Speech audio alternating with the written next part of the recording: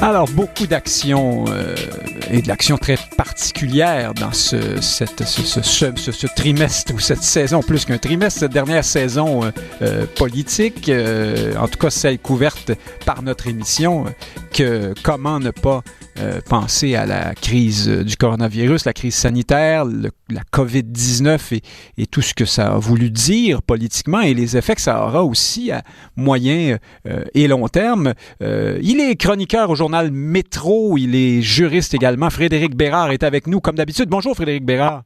Bonjour Nick Payne. Et Frédéric Lapointe est en studio, fondateur de la Ligue d'Action civique, ex-candidat du Parti québécois, toujours très impliqué en politique, et qui a une idée, Frédéric Lapointe, sur ce qui se produit, ce boycottage de Facebook par les grandes compagnies. Et maintenant, le gouvernement du Québec, est-ce que vous êtes d'accord avec Nelly Brière, qui est pourtant pas une femme de droite, là, je le dis comme ça en passant pour nos auditeurs, et elle qui considère que c'est un petit peu une course à l'image, laver plus blanc que blanc. Tout le monde saute dans la bandwagon, comme on dit en anglais, pour dire oui, moi aussi, je suis fâché contre Facebook qui distribue trop de haine et de fausses nouvelles. Deux choses rapidement. Deux choses rapidement. Oui. Mon micro vient de s'ouvrir. La première, c'est que ça a été bien expliqué que Facebook est une cible, non pas en raison de son dossier, non pas en raison de ses caractéristiques. Elle est une bonne cible parce qu'elle est une bonne cible, parce qu'elle est omniprésente, parce qu'elle a un déficit d'amour peut-être auprès des militants en question. Vous voulez dire que c'est ça qu'énoncent là, les gens qui boycottent? Ils disent je vise Facebook pour le symbole. Je ne dis pas qu'ils le disent, mais je pense que Facebook est choisi pour cette raison, de la même façon que la ville de Montréal est choisie par des militants antiracistes et non pas Terrebonne, alors que je peux vous dire que statistiquement, Terrebonne a un plus gros problème de sélection de personnel venant de minorités visibles que la ville de Montréal. On choisit les partis politiques et non pas certaines entreprises privées pour leur crier des noms. Ce sont de bonnes cibles, non pas en raison de ce qu'ils font ou de ce qu'elles font, mais en raison de ce qu'elles sont, de ce qu'elles représentent. Ensuite, les compagnies comme les banques qui choisissent de ne pas faire de publicité en juillet le font parce qu'ils évaluent quel est le risque de relations publiques. S'ils s'y refusent, ils deviennent des cibles de propos agressifs, pour ne pas dire haineux. À partir du moment où une banque l'a fait, tout le monde embarque. Je pense que tout le monde a évalué, parmi ces entreprises-là, le risque de relations publiques, d'être l'objet d'une mauvaise publicité de la part des militants. Et bien évidemment, les millions de petites entreprises anonymes ne sont pas des cibles, donc elles n'ont pas à se conformer à ces injonctions de militants, mais toutes les entreprises qui sont vulnérables au plan des relations publiques. Amazon ne semble pas être de celle-là, Procter & Gamble non plus, mais des banques le sont. Donc, ils se sont conformés à une injonction politique de la part de militants pour des raisons de relations publiques. En attendant, ça coûte presque 10 milliards de dollars à Mark Zuckerberg. On pleurera pas pour lui, certainement, mais c'est quand même un geste qui a des conséquences. Vous, Frédéric Bérard, est-ce que ça vous tente de saisir la balle au bon là-dessus? Trouvez-vous que sur Facebook, il y a davantage de haine ou de fausses nouvelles? Nelly Brière parlait tout à l'heure de Twitter. Alors là, il me semble, moi, que c'est plus corsé sur Twitter, mais qu'en pensez-vous? J'ai pas étudié la question comme Frédéric Lapointe. Je suis pas un expert non plus. Je dis à l'œil comme ça, ça me semble assez évident que Facebook est, quant à moi, très clairement un cancer social. Alors vous allez avoir un autre. On a un autre son de cloche. Vous trouvez que c'est amplement mérité? Oui, puis quand je dis Facebook, ça n'exclut pas la responsabilité d'autres réseaux sociaux. Là. Moi, j'en connais assez peu. Hein. Je connais Facebook et je connais Twitter. Mais c'est ça. En fait, en gros, juste sur le discours, sur les trucs complotistes, sur la haine véhiculée, puis je comprends que ça doit être assez difficile aussi de bien gérer l'ensemble des conversations. Je comprends les problèmes, les enjeux relatifs à la censure. Je comprends tout ça. Mais reste que comme Umberto Eco le disait, puis il visait pas nécessairement Facebook, mais je pense que c'est le principal qu'il avait en tête.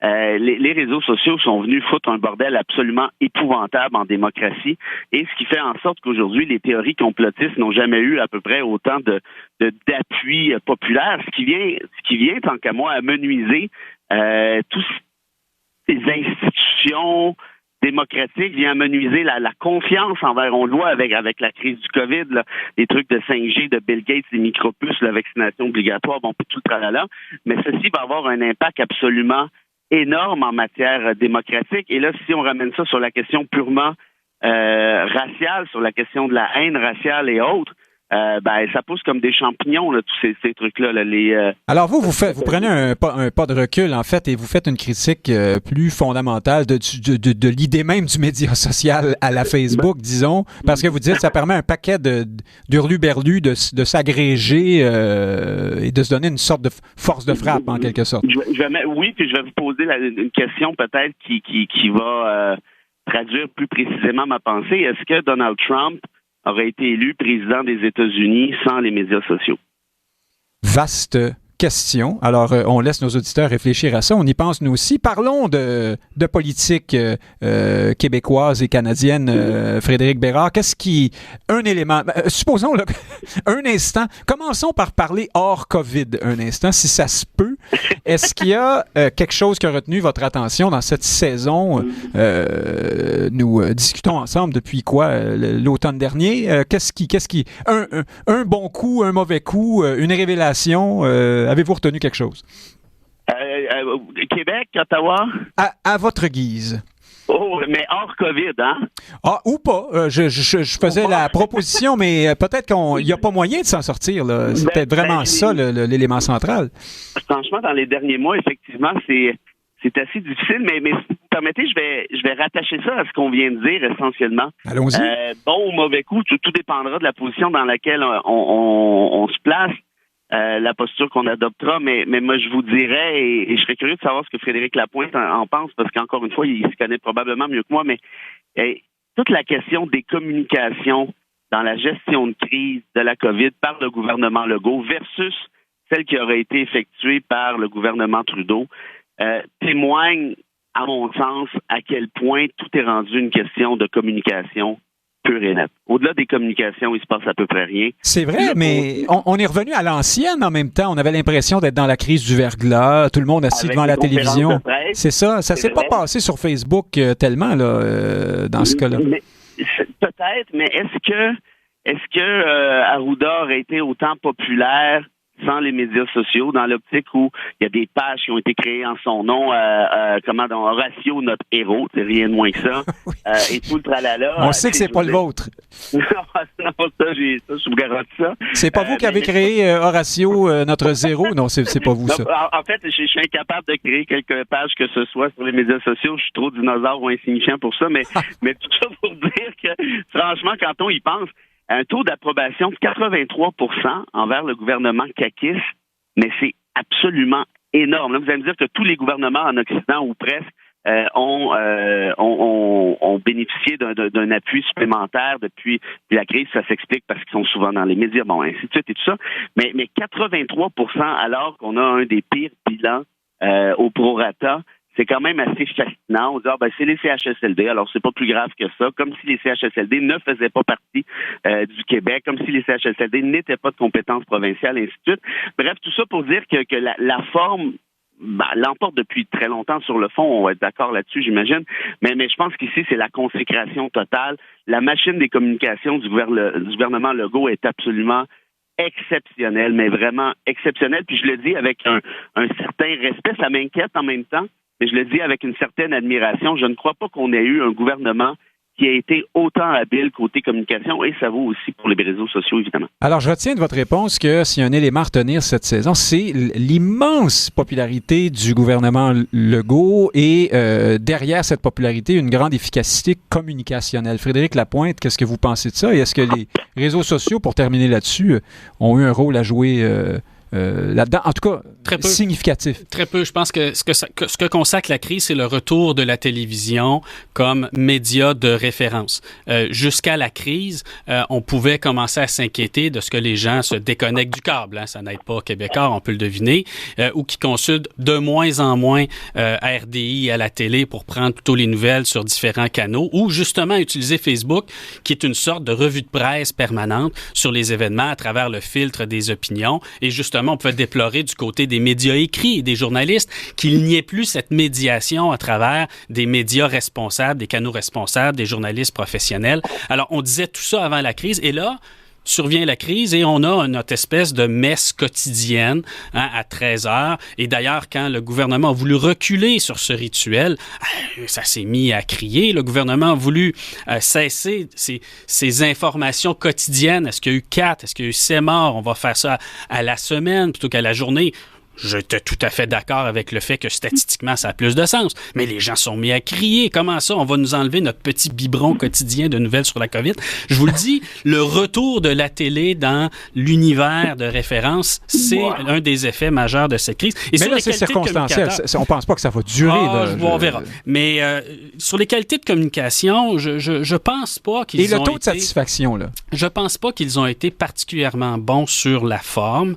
Je pense qu'ils ont utilisé la crise, ils ont fait ce qu'il fallait dans la crise. Ils ont aussi su, et ça, je leur reconnais cette capacité, ils ont su prendre des risques politiques, ouvrir les régions avant Montréal, ouvrir les écoles, ne pas les ouvrir à Montréal après avoir dit qu'ils le feraient. Et donc, je pense qu'ils ne se sont pas trop peinturés dans le coin, ils n'ont pas eu de position rigide, ils ont eu des positions courageuses, ils ont fait peur au monde et ils ont tenté, tant bien que mal, de leur faire reculer sur cette peur, et tout ceci n'était pas sans risque. Donc, il y avait des enjeux de fond extrêmement importants. Ils les ont bien navigués. Maintenant, sur la forme, écoutez, c'est François Legault, là. C'est quand même pas une superstar de rock, là. Il peut inspirer confiance à travers ses maladresses, mais je suis pas sûr que c'est un champion de la forme non plus, là. Mais vous pensez pas, vous, Frédéric Bérard, que d'une part, la grande popularité que vous déplorez d'une certaine façon est due aux circonstances, comme en temps de guerre, on serre les rangs derrière le chef et ainsi de suite, et que on verra sans doute une descente dans les prochains mois, une baisse de cette popularité dans les prochains mois, et d'autre part que le gouvernement Legault et François Legault ont quand même cette qualité dont parle Frédéric Lapointe d'oser, j'allais dire, se tromper, changer d'idée, revenir, admettre et passer à autre chose. Tout ça a commencé pendant la campagne électorale, quand M. Legault a admis dire un peu n'importe quoi sur l'immigration, par exemple. Vous trouvez pas qu'il y a quelque chose, là, quand même, qui ressemble à une façon efficace de faire les choses? Ouais, mais un exclut pas l'autre. Mais moi, après avoir écouté Frédéric, je suis pas très d'accord, à vrai dire. Et évidemment que François Legault, c'est pas un rockstar, on s'entend bien. Mais il a joué son rôle de bon père de famille à la perfection. Il a été rassurant. Les remerciements. J'ai lu tel livre de Marie Laberge, un préposé aux bénéficiaires qui masse les jambes de blablabla. J'ai lu tel truc, puis ci, puis ça, puis ainsi de suite. C'est-à-dire, évidemment, là, que c'était pas Robert Plant, on s'entend bien, mais c'est pas ça que les Québécois souhaitaient. Ils voulaient avoir quelqu'un qui les rassurait, quitte à ce qu'il y ait des erreurs qui soient commises. Le plan de match de la CAQ, du gouvernement caquiste, c'était absolument n'importe quoi. On naviguait à la petite semaine, pour pas dire à la petite demi-heure. Il y a eu des contradictions énormes. Arruda nous a baratiné, je ne sais pas combien de fois, que le port du masque, non, on prend pas ça pour des fins préventives. On change d'idée 2, 3 fois, 4 fois, 5 fois. Après ça, non, on peut pas imposer le port du masque. Les chartes des droits et libertés ne le permettraient pas. Le lendemain, le gros est obligé de sortir. Non, c'est pas à cause de ça. C'est seulement qu'on n'a pas assez de masques. OK, c'est correct. On s'est fait baratiner n'importe quoi pendant tous ces mois-là. Et puis c'est correct, ça passe, c'est pas plus grave que ça. Donc ça prend quand même un certain talent à ce niveau-là. Je pense que la machine des communications, la CAQ, je reviens là-dessus, est excessivement puissante sur Twitter, notamment sur Facebook. Le truc de la danse d'Arruda, on a fini par spinner ça. Écoute, c'était fort, là. C'était quelqu'un au bureau du premier ministre qui avait dit « les talibans n'aiment pas la danse », comme s'il y avait un lien entre les deux. Alors bref, tout ça pour dire que pour moi, je n'exclus pas le fait qu'il y a eu, oui, des débats sur le fond, mais ceux-ci, selon toute vraisemblance, ont été gérés de manière plus ou moins compétente. On peut penser à Marguerite Blais, c'était une catastrophe, mais épouvantable. Qui n'a pas été remaniée, faut-il non, il n'y a personne qui s'est battu dans les autobus à cause de ça. Là. Je veux dire, ça va être, elle a encore son job, puis merci, bonsoir. Puis là, c'était la faute à Gaétan Barrette. Bon, OK, c'est réglé. Il n'y a rien qui colle. Maintenant, Frédéric Bérard, faut dire que cette popularité très forte du gouvernement Legault précède la crise. Hein? C'était déjà assez exceptionnel, une prolongation de semi-lune de miel, là, comme on n'en avait pas vu depuis longtemps pour ce gouvernement-là. Ça, normalement, ça implique aussi une opposition faible. Qui peine à faire sa marque, qui n'a pas de porte-parole fort, qui perce, qui arrive à incarner la solution de rechange. Est-ce qu'on en est toujours là? Est-ce que l'élection un peu en catimini de Dominique Anglade a changé quelque chose? Et sinon, est-ce que Guy Nantel ou je ne sais qui, Frédéric Bastien ou Stéphane Gaudreau ou Sylvain Gaudreau, changeront les choses là-dessus? J'en oublie un, Paul Saint-Pierre Plamondon. Et je n'ai pas parlé de Québec solidaire, évidemment. Si vous me permettez très, très rapidement, avant de passer la rondelle à Frédéric. Non, c'est à vous, allez-y. Ah ben bon, tant mieux. Alors, justement, par rapport à ça, regardez, oui, c'est vrai, bon, qu'Anglade n'était pas encore là, c'est vrai que le PQ cherche encore un chef et tout ça, mais Bérubé, quant à moi, c'est lui qui devrait être le chef du PQ, mais ça, c'est peut-être un autre débat. Il a été excellent dans la mesure où il pouvait être excellent parce c'était impossible de critiquer Arruda et la gestion le premier mois, il n'y a pas eu un mot qui s'est dit. Après ça, on a commencé à en parler du bout des lèvres, mais pas trop fort parce que tout le monde lui sautait dans la face à chaque fois qu'il levait la main pour dire est-ce que c'est normal que les conférences de presse soient conjointes? Pourquoi la sécurité publique ne fait pas une conférence de presse par elle-même et nous démontrer que le politique suit le scientifique et non pas l'inverse. Mais disons, Frédéric Bérard, que là, c'était pas le moment. Bon, dans la tempête, on serre les rangs, comme je disais tout à l'heure, derrière le capitaine. Là, ça se fait toujours pas, hein, monsieur? Ben voilà, mais pourquoi? Mais parce que la machine caquiste est tellement forte qu'on a mis dans la tête de la population l'adéquation suivante, c'est que si tu critiques Arruda, si tu critiques le gouvernement, à quelque part, tu manques de savoir-vivre patriotique, ça n'a aucun bon sens, on a une lutte à mener et tout, puis blablabli, puis blablabla. Alors, l'opposition, on le voit d'ailleurs dans les sondages, a été réduite à néant. On craint. Arruda vient d'être reconduit pour 3 ans, là. C'est quand même pas si mal. Il y a Anglade qui a osé lever le petit doigt à peine, et puis évidemment, elle a eu la salve de critique que l'on connaît. Alors, tout ça pour dire que moi, effectivement, vous avez raison de dire, Nick, que ce gouvernement-là s'était très bien assis dans l'opinion publique avec une lune de miel qui était franchement, je dirais, exceptionnelle du fait de sa longévité. Évidemment qu'une crise comme celle-là fait en sorte que les partis d'opposition doivent s'allier. Ça, je pense que c'est normal. La population s'attendait à ça. Mais après tous ces cafouillages, puis après 3 mois de navigation à la petite demi-heure, comme je disais tout à l'heure, c'est quand même assez anormal qu'on soit incapable dans l'opposition de prendre une espèce de lead là-dessus, d'aller chercher un certain bénéfice, un certain capital politique, comme on a tenté de le faire, même pendant le projet de loi 61. Franchement, c'est pas l'opposition qui en est venu à bout. Ce sont les groupes qu'on a entendus en commission parlementaire, l'opinion publique, vous allez dire? Oui. Beaucoup plus, en tout cas, que l'opposition comme telle. Parce qu'au début, au dépôt du projet de loi, j'ai pas entendu beaucoup de gens gueuler. C'est beaucoup plus dans la société civile où les groupes militants ou ainsi de suite.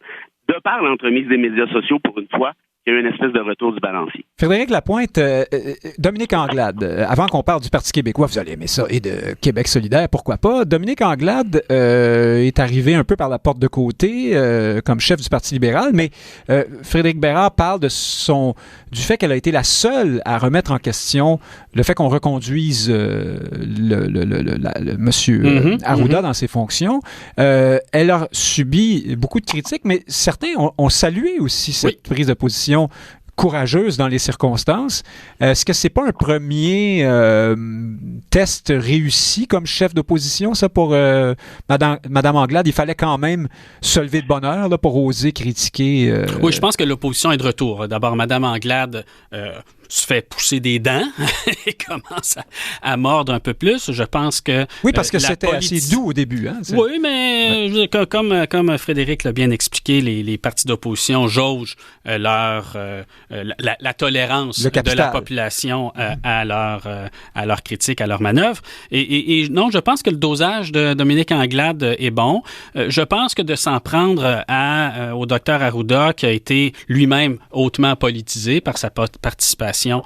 Mais cela dit, au Québec, lorsqu'il y a une situation de crise, la différence entre le politique, l'étatique, l'administratif, tout ça devient flou. Hein. C'est la famille, hein? C'est la même grosse famille. C'est l'autorité, c'est le souverain. C'est ça. Donc, les distinctions qu'on fait habituellement ne se font plus. Et donc, Arruda soit critiqué par Mme Anglade, là, j'ose dire que c'est de bonne guerre. Cette confusion, par contre, je pense qu'on est sorti de la période de crise lorsque le débat sur la loi 61 a pris. Et je pense que dans les livres d'histoire, on va se pencher sur ce débat avec un regard assez intéressant. Tout promettait, on peut comprendre pourquoi le gouvernement a fait cette erreur-là. Effectivement, popularité extrême, situation de crise, la population qui suit, ils se sont sûrement dit « Ah, mais ça va passer comme une lettre à la porte ». Et on parlait à des journalistes. À la poste, oui. À la poste, oui. À travers une porte. Et on parlait aux journalistes et c'est ce qu'ils nous disaient. Alors qu'on cherchait à les convaincre de commencer à couvrir, de poser des questions là-dessus. Lorsqu'on appelait les ailes parlementaires au début, effectivement, ça voulait pas trop se battre là-dessus. Mais donc, la population elle-même, et oui, à travers les réseaux sociaux, ça facilite la mobilisation populaire. C'est un bon côté de l'affaire. Hein? Il n'y a pas eu des printemps arabes pour rien. Donc, les journalistes, les oppositions se sont progressivement mis en route et ce projet de loi a été, je pense que si on sondait la population, je pense que ce projet de loi a été battu dans la population et c'est une des raisons pour lesquelles le gouvernement va faire très attention cet automne de ne pas, oui, il va pouvoir l'adopter sans bâillon, il va pouvoir l'adopter avec sa majorité, mais il ne pourra pas aller trop loin parce que aujourd'hui la population ne lui permettrait pas de le faire, même s'il serait plébiscité à 80 quelques % au niveau de la satisfaction. Alors, j'ai commencé ce segment en disant qu'on essaierait de ne pas parler de la COVID. Évidemment, on est complètement... je suis le dindon de la farce. Le projet de loi 61, c'est la COVID, mais c'est beaucoup plus que la COVID. Oui. C'est l'état de droit, c'est la manière dont on fait les choses au Québec. C'est majeur. Parlons aussi de la course à la direction du Parti québécois. On ne peut pas passer à côté de ça en parlant de l'opposition. On a vu hier une sortie. On n'entend pas beaucoup parler de Guy Nantel ces jours-ci. Frédéric Bérard est là, sorti hier, justement sur Facebook, tiens donc, un très long texte de récrimination à l'endroit du parti pour une question là, d'enfantillage, à mon point de vue, enfin une chicane sur des envois de courriel. Monsieur Nantel a été blâmé par le parti ou sanctionné. Sa photo et son nom ont été retirés du site du parti pour 48 heures, donc parce qu'il a, en contravention des règles de la course à la chefferie, envoyé des courriels à des membres du parti. Bon, on se demandait si une vedette humoristique, novice en politique comme lui, allait avoir la couenne dure. Est-ce que c'est un premier test échoué, ça, pour lui, Frédéric Bérard? C'est une drôle de façon de se faire entendre, non? Ouais, en fait, encore là, Frédéric risque d'être beaucoup plus pertinent que moi. Là, c'est son parti. Moi, je suis un peu... au contraire, comme c'est pas votre parti, vous allez peut-être être plus pertinent. En fait, j'ai pas de parti. Je suis un orphelin, pour reprendre les propos d'un ancien orphelin qui a vu l'épiphanie 2 semaines plus tard. Oui. Mais essentiellement... qui est aujourd'hui candidat à la chefferie du Parti québécois. Oui.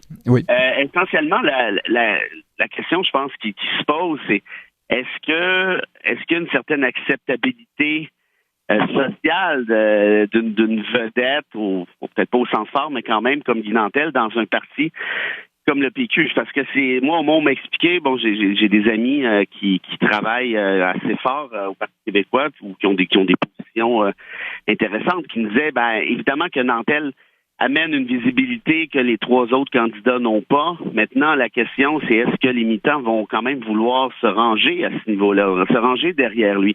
C'est sûr qu'il y a une vedettisation de la politique depuis plusieurs années et qui fait en sorte que n'importe quel Joe Blow, puis je ne qualifie pas Nantel de Joe Blow nécessairement, peut débarquer comme ça et se prétendre chef d'un parti, peut-être même de l'opposition officielle ou éventuellement, possiblement, premier ministre, comme ça, parce qu'il a gagné une certaine visibilité en faisant des blagues pendant X années. Je veux dire, quand même, il faut le faire.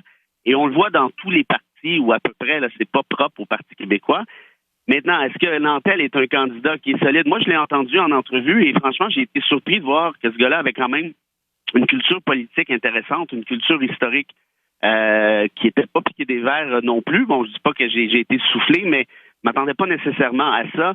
Maintenant, est-ce qu'on est capable de se faire aimer dans un parti? Parce que ça revient à ça pour ceux et celles qui sont déjà sur place, les apparatchiks et ainsi de suite. Un gars comme Sylvain Gaudreault est là depuis tout le temps. Il a été député depuis je ne sais combien d'années. Il a été ministre et ainsi de suite. Est-ce que donc ces gens-là vont quitter un Gaudreault pour aller vers quelqu'un qui faisait des stand-up comiques il y a de ça 3 mois? Ça, c'est vraiment la question qui va se poser. Ben, vous me permettez de la poser à Frédéric Lapointe parce que le temps nous bouscule. Est-ce que Frédéric Lapointe, c'est une question d'establishment péquiste qui redoute de voir M. Nantel venir jouer dans ses plates-bandes, ou est-ce que c'est M. Nantel qui est un petit peu qui a un peu la peau mince? Là, les deux. Pour répondre rapidement, les deux. La campagne de M. Nantel ne se passe pas comme il l'aurait souhaité. S'il ne remporte pas la chefferie du Parti québécois, ce sera bien parce qu'il y a eu la COVID. Imaginez une situation où il n'y a pas de COVID. M. Nantel fait le tour des campus, fait le tour des régions, rassemble des foules, se fait connaître autrement qu'en faisant des blagues et probablement en faisant quelques-unes au passage. Il aurait fait signer 10, 15, 20 000 nouveaux membres du parti et il aurait emporter la course au Parti québécois. Mais parce que ce n'est pas possible de faire de tels rassemblements, il est handicapé par rapport à ce qui aurait pu être son potentiel et donc il y a une vraie course pour tous les candidats au Parti québécois. Oui, mais on part avec une longueur d'avance lorsqu'on est une vedette dans une course ouverte où c'est un membre, un vote. Je vous le dis, il aurait signé 10, 15, 20 000 nouveaux membres dans un parti qui en compte entre 40 et 60 000. Ça aurait été game over. Ça ne s'est pas produit. Il y a la COVID et malheureusement, il se fait connaître à travers une petite controverse comme celle-là qui ne dit absolument rien de bon sur qui que ce soit. Ce n'est pas de cette manière qu'un candidat veut se faire connaître. Ben là, il faut voir les commentaires des gens qui disent « Ah, le Parti québécois, c'est cette vieille institution crispée, rouillée. Monsieur Nantel n'en est pas là, vous perdez votre temps. » Il y en a un qui dit « Ah, là, moi, je change de parti, mais je vote pour toi, Guy. » Tout le monde peut casser du sucre sur ses marottes habituelles. En effet. Non, mais pour dire que ça ne fait pas une très belle jambe au parti non plus, cette histoire-là. Non, on verra pour la suite de la course à la chefferie. Il y aura des débats sûrement plus intéressants que sur la gestion des courriels. Puisqu'on a fait le tour de l'opposition, terminons avec Québec solidaire. Frédéric Bérard, selon un léger publié récemment, le parti, et c'est récurrent, là, il faut dire, c'est depuis quelques mois, le parti est de retour à son 6, 7, 8% historique, si on veut, là, d'appui ou d'intention de vote dans les sondages. Est-ce que c'est un effet de la COVID? Est-ce qu'il y a quelque chose que les gens de Québec solidaire ne font pas correctement? Je pense que ça avait commencé un peu avant la COVID, là, l'espèce de descente graduelle dans les sondages. On s'entend que si on est à 6, 7, 8%, comme vous dites, on est vraiment sur le seuil de la marginalité. Moi, il y a deux choses, en fait, que je remarque, et peut-être que je me trompe, là. Deux choses qui achalent et qui expliqueraient peut-être cette descente graduelle. C'est la première, en fait, la démonisation de Québec solidaire qui, disons-le, a dans ses rangs certains militants, là, c'est même plus du woke, là, c'est du woke plus, au point d'en être parfaitement ridicule. Alors, vous parlez du woke, la culture woke américaine, là, celle qui porte des expressions comme culture du viol, appropriation culturelle, il y a le racisme systémique aussi, mais et qui font des interprétations de ces thèses-là, des fois extrêmes. Voilà, Puis je veux dire, je suis pas contre le mouvement woke comme tel. Je pense qu'il a amené certains trucs nécessaires, mais je pense qu'il y a toujours malheureusement une exagération qu'on voit parfois chez certains, et je précise chez certains militants de QS, par exemple, Sol Zanetti rend hommage à Jacques Parizeau, il se fait rentrer dedans par le comité politique ou un membre du comité politique parce qu'il a pas osé dire que Parizeau était raciste. Après ça, c'est quoi l'autre truc qui s'est passé? Le nègre blanc de Pierre Vallière qui a viré à la catastrophe et ainsi de suite. Oui, c'est ça. Vous avez aussi des affaires comme le matrimoine et il y a les sorties de Catherine Dorion aussi. Hein? Et puis ça, c'est dommage parce que souvent, c'est le matrimoine, ça, c'est Joe Blow qui va au micro et qui ridiculise l'ensemble d'un parti. Moi, je vous garantis que Nadeau-Dubois trouve ça parfaitement absurde, tout ça. Mais ça fait en sorte quand même que c'est un parti qui attire une partie de cette clientèle-là. Et évidemment, ceux qui détestent Québec solidaire, et c'est dommage que le chum Fortin ne soit pas là parce qu'il aurait été pas mal mieux que moi pour jouer son propre rôle, mais passe du sucre sur le dos de QS à journée longue, puis laissant croire un peu que c'est ça QS. Donc, j'ai l'impression que ça, notamment dans les médias sociaux et dans les médias traditionnels, chez Québécois notamment, ça a fait en sorte que plusieurs se disent, mais qu'est-ce que ce parti de clowns-là? Donc, c'est certain que donc, ça a un parti aux prises avec ces éléments plus extrémistes. Frédéric Lapointe, êtes-vous d'accord avec ça? Il va y avoir une... Je pense que oui. Oui, mais sans répéter donc tout ce que Frédéric a très bien dit ce que Steve aurait dit à sa place. Il va se construire une tension progressivement au sein de Québec solidaire. Québec solidaire a réussi à concurrencer habilement, je dois le dire, ça a très bien travaillé, Québec solidaire, habilement, le Parti libéral du Québec, à Montréal. Ils jouent dans les mêmes plates-bandes. Et progressivement, la question de la position souverainiste de Québec solidaire va finir par se poser parce qu'elle n'est absolument pas prioritaire pour un très grand nombre de membres de Québec solidaire, en particulier dans la région de Montréal. On comprend que c'est différent lorsqu'ils chassent sur des terres péquistes, mais il commence à avoir moins en moins de terres péquistes à chasser. Là. Les divisions dont parlait Frédéric Bérard, relèvent de ça aussi. Lorsque la commission politique dit à Sol Zanetti, Jacques Parizeau est un raciste, il y a l'option indépendantiste qui n'est pas loin derrière. Oui, tout à fait. Et il y a de plus en plus de gens qui sont audibles et qui disent, on plafonne parce que on est en train de se concurrencer sur un territoire qui diminue, si on pense au territoire des souverainistes. Et donc, je pense que Québec solidaire va vivre ce genre de tension dans l'avenir et que je ne crois pas que ça va les aider à rebondir dans l'opinion publique. Ça va plutôt ajouter de la confusion à l'actuelle confusion qu'on constate entre les positions plus centristes du parti ou qui tendent vers la croissance du parti et les errements des plus marginaux. Alors, Frédéric Bérard, chroniqueur à Métro, Frédéric Lapointe, fondateur de la Ligue d'action civique, merci d'avoir partagé ces quelques observations avec nous. Puis, bon été. Bérard, vous êtes déjà dans le bois? Oui, dans mon stationnement préféré pour vous parler, vous, animateur préféré, que je félicite pour cette émission qui, je le dis à qui veut l'entendre, c'est-à-dire peut-être pas tant de monde que ça, que vous faites un travail absolument exceptionnel. C'est une excellente émission d'affaires publiques. Nick, continuez votre bon travail. C'est un plaisir de sortir de mon bois pour vous parler à 33 degrés Celsius dans ma voiture. Voilà, allez vous rafraîchir. C'est sans doute parce que vous faites partie de l'émission qu'on est si populaire. Souhaitons qu'on soit nombreux sur Facebook à la suivre également. C'est ça, voilà. Merci. Et Frédéric Lapointe, bon été. Dans un instant.